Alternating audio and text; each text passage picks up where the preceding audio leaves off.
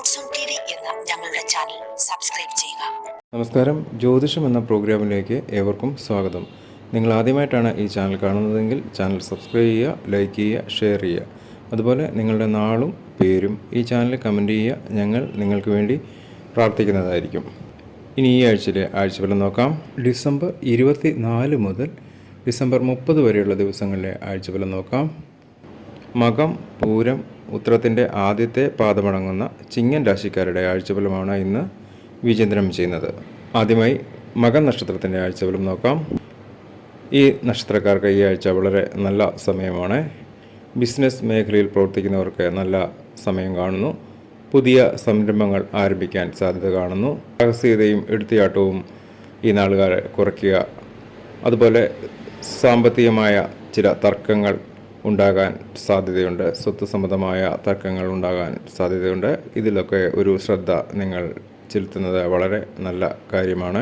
ജോലി ലഭിക്കാതെ നാളുകളായി വിഷമിച്ചിരിക്കുന്ന ഈ നാളിലെ ചില ആളുകൾക്ക് ജോലി ലഭിക്കാൻ സാധ്യത കാണുന്നു. ഇൻ്റർവ്യൂവിന് പാസ്സാകാൻ സാധ്യതയുണ്ട്. വിദ്യാർത്ഥികൾക്ക് നല്ല സമയമാണ്. ഈ നാളുകാരുടെ ഈ ആഴ്ചയിലെ നല്ല ദിനം ഞായറാഴ്ചയാണ്.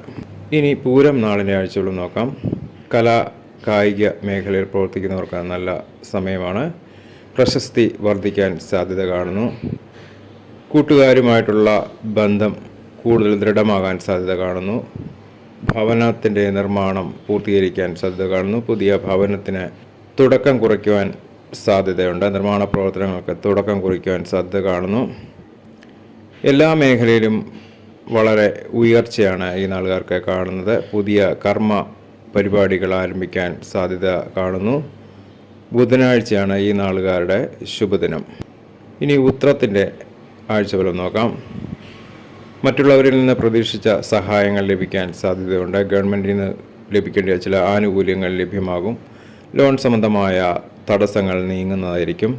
കർമ്മ രംഗത്ത് നല്ല നേട്ടങ്ങൾ കൈവരിക്കാൻ സാധ്യതയുണ്ട്. രോഗദുരിതങ്ങൾ മാറുവാനായിട്ട് സാധ്യത കാണുന്നു.